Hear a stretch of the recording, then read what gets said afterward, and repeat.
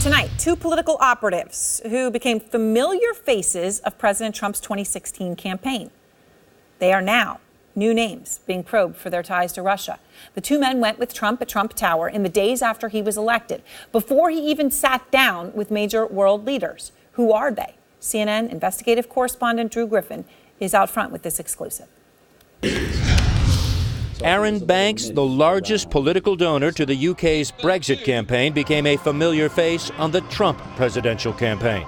He cheered on Donald Trump in Mississippi at a political rally, attended a campaign event in St. Louis, a debate in Las Vegas, even went to Trump's inauguration, and has since spent time at Trump's Mar-a-Lago resort. He bragged in an email viewed by CNN that we've been working all summer helping the campaign. And just 4 days after Donald Trump was elected, Banks, along with fellow Brexit supporters Nigel Farage and Andy Wigmore, met for more than an hour with the new president-elect, even before Trump had met Britain's prime minister. They say that meeting was unplanned. What hasn't been known until now is Arron Banks was at the same time regularly meeting and communicating with Russia's ambassador to the UK, Alexander Yakovenko. Just days after their Trump Tower meeting, Banks and Wigmore had lunch again with the ambassador. Nigel Farage asked them about it on his British radio show just this week. 3 days after we met President or President-elect Trump as he was, you met the Russian ambassador. And people would say, well, were you reporting back? Well, not really. We had a very pleasant lunch with him that lasted 6 hours. And, of course, he saw a picture of us on the golden doors of Trump's apartment. And, of course, he got in touch with Andy. The first Trump event attended by Banks was August 24, 2016. Just 5 days after a lunch was scheduled at the Russian embassy, according to an email viewed by CNN.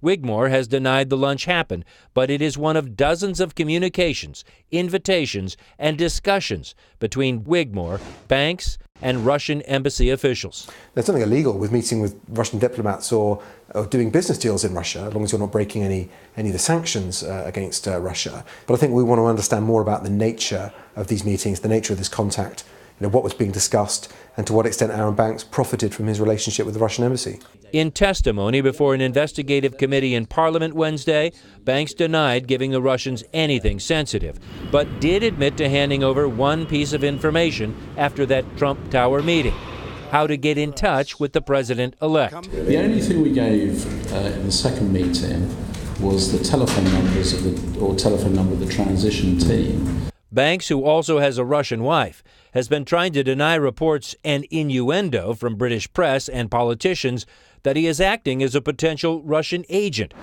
Banks does admit during one of his visits to the Russian embassy he was offered involvement in a $3 billion deal to consolidate 6 Russian gold mines. CNN has learned the company was partially owned by Vladimir Putin's former deputy chief of staff. Banks says that deal never went through.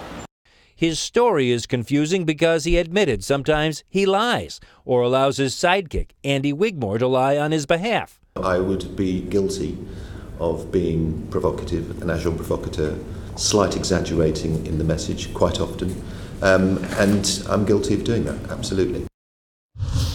Arron Banks and Wigmore say it should be no surprise to U.S. authorities that they had ties to Russia, claiming they voluntarily turned that information over to U.S. officials. We have not been able to confirm that. There is also no evidence, at least so far, Arron, that anyone in Donald Trump's campaign knew Arron Banks and Andy Wigmore, their two friends from Britain, were also lunch buddies with a Russian ambassador.